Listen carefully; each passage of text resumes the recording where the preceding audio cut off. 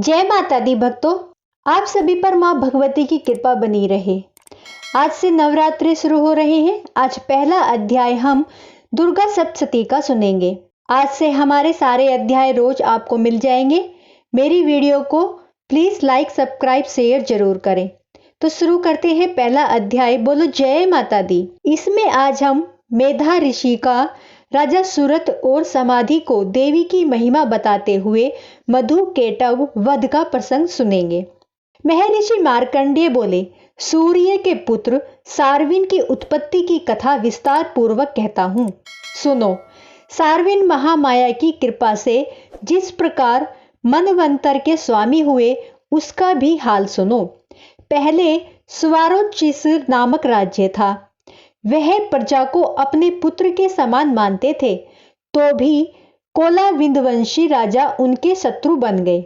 दुष्टों को दंड देने वाले राजा सूरत की उनके साथ लड़ाई हुई। कोलाविंदवंशियों की संख्या में कम होने पर भी राजा सूरत युद्ध में उनसे हार गए। तब वह अपने नगर में आ गए। केवल अपने देश का राज्य ही उनके पास रह गया और वह उसी देश के राजा होकर राज्य करने लगे, किंतु उनके शत्रुओं ने उन पर वहां आक्रमण किया। राजा को बलहीन देखकर उसके दुष्ट मंत्रियों ने राजा की सेना और खजाना अपने अधिकार में कर लिया। राजा सूरत अपने राज्य अधिकारों को हारकर शिकार खेलने के बहाने घोड़े पर सवार होकर वहां से एक भयंकर वन की ओर चल गए। उस वन में उन्होंने महर्षि मेधा का आश्रम देखा। वहां मेधा महर्षि अपने शिष्यों तथा मुनियों से सुशोभित बैठे हुए थे और वहां कितने ही हिंसक जीव परम शांति भाव से रहते थे। राज्य सूरत ने महर्षि मेधा को प्रणाम किया और महर्षि ने भी उनका उचित सत्कार किया। राजा सूरत महर्षि के आश्रम में कुछ समय तक ठहरे। अपने नगर की ममता के आकर्षण से राजा अपने मन में सोचने लगे, पूर्व काल में पूर्वजों ने जिस नगर का पालन किया था वह आज मेरे हाथ से निकल गया।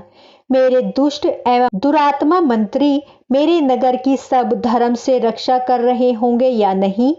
मेरा प्रधान हाथी, जो कि सदा मद की वर्षा करने वाला और शूरवीर था, मेरे वैरियों के वश में होकर न जाने क्या दुख भोग रहा होगा। मेरे आज्ञाकारी नौकर, जो मेरी कृपा से धन और भोजन पाने से सदैव सुखी रहते थे और मेरे पीछे पीछे चलते थे, वह अब निश्चय ही दुष्ट राजाओं का अनुसरण करते होंगे तथा मेरे दुष्ट एवं दुर्मात्मा मंत्रियों द्वारा व्यर्थ ही धन को व्यय करने से संचित किया हुआ मेरा खजाना एक दिन अवश्य खाली हो जाएगा। इस प्रकार की बहुत सी बातें सोचता हुआ राजा निरंतर दुखी रहने लगा। एक दिन राजा सूरत ने महर्षि मेधा के आश्रम के निकट एक वैश्य को देखा। राजा ने उससे पूछा, भाई तुम कौन हो? यहाँ तुम्हारे आने का क्या कारण है? और तुम मुझे शोकग्रस्त अनमने से दिखाई देते हो, इसका क्या कारण है? राजा के यह नम्र वचन सुन वैश्य ने महाराज सूरत को प्रणाम करके कहा। वैश्य बोला, राजन, मेरा नाम समाधि है। मैं धनियों के कुल से उत्पन्न एक वैश्य हूँ। मेरे दुष्ट स्त्री पुत्रों ने लोभ से मेरा सब धन छीन लिया है और मुझे घर से निकाल दिया है। मैं इस तरह से दुखी होकर इस वन में चला आया हूँ और यहाँ रहता हुआ मैं इस बात को भी नहीं जानता कि अब मेरे घर में इस समय सब कुशल हैं या नहीं। यहाँ मैं अपने परिवार का आचरण संबंधी कोई समाचार भी नहीं जान सकता। वह घर में इस समय कुशल पूर्वक है या नहीं। मैं अपने पुत्रों के संबंध में भी इस समय सोचकर परेशान हूँ। वह सदाचारी हैं या दुराचार में फंसे हुए हैं। राजा बोले, जिस धन के लोभी स्त्री और पुत्रों ने तुम्हें घर से निकाल दिया है, फिर भी तुम्हारा चित्त उनसे क्यों प्रेम करता है? वैश्य ने कहा, मेरे विषय में आपका ऐसा कहना ठीक है, किंतु मेरा मन इतना कठोर नहीं है। यद्यपि उन्होंने धन के लोभ में पड़कर पितृ स्नेह को त्याग कर मुझे घर से निकाल दिया है, तो भी मेरे मन में उनके लिए कठोरता नहीं आती।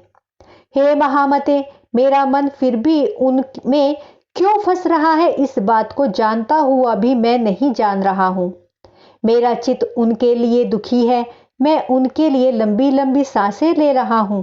उन लोगों में मेरे लिए कोई प्रेम नहीं है, फिर भी मेरा हृदय उनके लिए कठोर नहीं होता। महर्षि मार्कंडेय जी ने कहा, हे ब्राह्मण। इसके पश्चात महाराजा सुरथ और वह वैश्य दोनों महर्षि मेधा के समीप गए और उनके साथ यथा योग्य न्याय संभाषण करके दोनों ने वार्ता आरंभ की। राजा बोले, हे भगवान, मैं आपसे एक बात पूछता हूं, सो आप कृपा करके मुझसे बताइए। मेरा मन अधीन नहीं है, इससे मैं बहुत दुखी हूं। राज्य धनाधिक की चिंता अभी तक मुझे बनी हुई है। मेरी यह ममता अज्ञानियों की तरह बढ़ती ही जा रही है और यह समाधि नामक वैश्य भी अपने घर से अपमानित होकर आया है। इसके स्वजनों ने भी इसे त्याग दिया है। स्वजनों के त्यागा हुआ भी यह उनसे हार्दिक प्रेम रखता है। इस तरह हम दोनों ही दुखी हैं। हे महाभाग, उन लोगों के अवगुणों को देखकर भी हम दोनों के मन में उनके लिए ममता जनित आकर्षण उत्पन्न हो रहा है। हमारे ज्ञान रहते हुए भी ऐसा क्यों है? अज्ञानी मनुष्य की तरह हम दोनों में यह मूर्खता क्यों है? महर्षि मेधा ने कहा, विश्व मार्ग का ज्ञान सब जंतुओं को है। सभी के लिए विषय पृथक पृथक होते हैं। कुछ प्राणी दिन में देख सकते हैं, कुछ रात में, परंतु कई जीव ऐसे होते हैं जो दिन और रात दोनों में देख सकते हैं। यह सत्य है कि मनुष्यों में ज्ञान प्रधान है, किंतु केवल मनुष्य ही ज्ञानी नहीं होता। पशु पक्षी आदि भी ज्ञान रखते हैं। जैसे यह पशु पक्षी ज्ञानी है, वैसे ही मनुष्यों का ज्ञान है, और जो ज्ञान मनुष्यों में वैसे ही पशु पक्षियों में है, तथा अन्य बातें भी दोनों में एक जैसी पाई जाती हैं। ज्ञान होने पर भी इन पक्षियों की ओर देखो कि अपने भूख से पीड़ित बच्चों की चोंच में कितने प्रेम से अन्न के दाने डालते हैं। हे राजन, ऐसा ही प्रेम मनुष्यों में अपनी संतान के प्रति भी पाया जाता है। लोभ के कारण अपने उपकार का बदला पाने के लिए मनुष्य पुत्रों की इच्छा करते हैं और इस प्रकार मोह के गड्ढे में गिरा करते हैं। भगवान श्री हरि की जो माया है, उसी से यह संसार मोहित हो रहा है। इसमें आश्चर्य की कोई बात नहीं, क्योंकि वह भगवान विष्णु की योग निंद्रा है। यह माया ही तो है जिसके कारण संसार मोह में जकड़ा हुआ है। यही महामाया भगवती देवी ज्ञानियों के चित्त को बलपूर्वक खींचकर मोह में डाल देती है और उसी के द्वारा संपूर्ण जगत की उत्पत्ति होती है। यही भगवती देवी प्रसन्न होकर मनुष्य को मुक्ति प्रदान करती है। यही संसार के बंधन का कारण है तथा संपूर्ण ईश्वरों की जो स्वामिनी है। महाराज सुरथ ने पूछा, भगवान, यह देवी कौन सी है जिसको आप महामाया कहते हैं? हे ब्राह्मण, वह कैसे उत्पन्न हुई और उसका कार्य क्या है? उसके चरित्र कौन कौन से हैं? प्रभु, उसका जैसा प्रभाव हो, जैसा शिवरूप हो, वह सब भी कृपा करके मुझसे कहिए। मैं आपसे सुनना चाहता हूं। महर्षि मेधा बोले, राजन, वह देवी तो नित्य शिवरूपा है, जिसके द्वारा यह संसार रचा गया है। तब भी उसकी उत्पत्ति अनेक प्रकार से होती है। वह सब आप मुझसे सुनो। वह देवताओं का कार्य सिद्ध करने के लिए प्रकट होती है। उस समय वह उत्पन्न हुई कहलाती है। संसार को जलमय करके जब भगवान विष्णु योग निंद्रा का आश्रय लेकर शेष शैया पर सो रहे थे, तब मधु केटव नाम के 2 असुर उनके कानों के मैल से प्रकट हुए और वह श्री ब्रह्मा जी को मारने के लिए तैयार हो गए। श्री ब्रह्मा जी ने जब उन दोनों को अपनी ओर आते देखा और यह भी देखा कि भगवान विष्णु योग निंद्रा का आश्रय लेकर सो रहे हैं, तो वह उस समय श्री भगवान को जगाने के लिए उनके नेत्रों में निवास करने वाली योग निंद्रा की स्तुति करने लगे। श्री ब्रह्मा जी ने कहा, हे देवी, तुम ही स्वाहा, तुम ही स्वधा, तुम ही वष्टकार हो। स्वर भी तुम्हारा ही शिवरूप है। तुम ही जीवन देने वाली हो। नित्य अक्षर प्रणव में अकार, उकार, मकार, इन तीनों की माताओं के रूप में तुम ही स्थित हो। इनके अतिरिक्त जो बिंद पथ अर्ध मात्रा है, जिसका कि विशेष रूप से उच्चारण नहीं किया जाता है। हे देवी, वह भी तुम ही हो। हे देवी, संध्या, सावित्री तथा परम जननी तुम ही हो। तुम ही विश्व को धारण करने वाली हो। तुमने ही इस जगत की रचना की है और तुम ही इस जगत का पालन करने वाली हो। तुम ही कल्प के अंत में सबको भक्षण करने वाली हो। हे देवी, जगत की उत्पत्ति के समय तुम सृष्टि रूपा होती हो, पालन काल में स्थित रूपा हो और कल्प के अंत में संहार रूप धारण कर लेती हो। तुम ही महाविद्या, महामाया, महामेधा, महारात्रि, मोहरात्रि हो। श्री ईश्वरी और बोध शिवरूपा बुद्धि भी तुम ही हो। लज्जा, पुष्टि, तुष्टि, शांति और क्षमा भी तुम ही हो। तुम खड़ग धारणी, शूल धारणी, घोर रूपा तथा गदा, चक्र, शंख और धनुष को धारण करने वाली हो। बाण, भुषंडी और परिघ, यह भी तुम्हारे ही अस्त्र हैं। तुम सौम्य और सौम्यतर हो। यही नहीं, बल्कि जितनी भी सौम्य तथा सुंदर वस्तुएं इस संसार में हैं, उन सबसे बढ़कर सुंदर तुम हो। हे शिव रूपे देवी, जो भी असत पदार्थ है, उनमें जो भी शक्ति है, वह तुम ही हो। ऐसी अवस्था में भला तुम्हारी स्तुति कौन कर सकता है।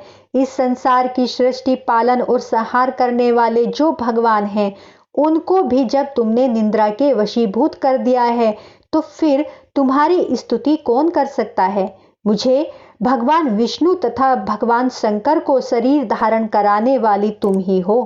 तुम्हारी स्तुति करने की शक्ति किसमें है।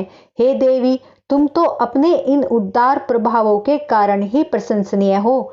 मधु और केटव जो भयंकर असुर हैं, उन्हें मोह में डाल दो और श्री हरि भगवान विष्णु को भी जल्दी जगा दो और उनमें उनको मार डालने की बुद्धि भी उत्पन्न कर दो। महर्षि मेधा बोले, हे राजन, जब श्री ब्रह्मा जी ने देवी से इस प्रकार स्तुति करके भगवान को जगाने तथा मधु और केटव को मारने के लिए कहा, तो वह भगवान श्री विष्णु के नेत्र, मुख, नासिका, बाहु, हृदय और वक्ष स्थल से निकलकर ब्रह्मा जी के सामने खड़ी हो गई।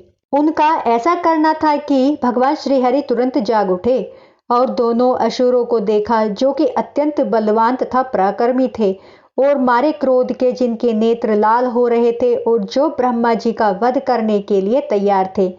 तब क्रुद्ध हो उन दोनों दुरात्मा असुर के साथ भगवान श्री हरि पूरे 5000 वर्ष तक लड़ते रहे। एक तो वह अत्यंत बलवान तथा पराक्रमी थे, दूसरे महामाया भी उन्हें मोह में डाल रखा था। अतः वह श्री भगवान से कहने लगे, हम दोनों तुम्हारी वीरता से अत्यंत प्रसन्न हैं, तुम हमसे कोई वर मांगो। भगवान ने कहा, यदि तुम मुझ पर प्रसन्न हो तो अब तुम मेरे हाथों से मर जाओ। बस इतना सा ही वर मैं तुमसे मांगता हूँ, यहाँ दूसरा वर से क्या प्रयोजन। महर्षि मेधा बोले, इस तरह से जब वह धोखे में आ गए और उनके चारों ओर जल ही जल देखा, तो भगवान श्री हरि से कहने लगे, जहाँ पर जल न हो, सूखी जमीन हो, उसी जगह हमारा वध कीजिए। महर्षि मेधा कहते हैं, तथास्तु कहकर भगवान श्री हरि ने उन दोनों को अपनी जांघ पर लिटाकर उन दोनों के सिर काट डाले। इस तरह से यह देवी श्री ब्रह्मा जी के स्तुति करने पर प्रकट हुई थी। अब तुमसे उनके प्रभाव का वर्णन करता हूँ, सो सुनो। तो बोलो जय माता दी। दोस्तों, आज हमारा सप्तशती दुर्गा का पहला अध्याय यहीं पर समाप्त होता है। कल हम दूसरे अध्याय के साथ फिर से मिलेंगे। बोलो जय माता रानी, जय दुर्गा माँ।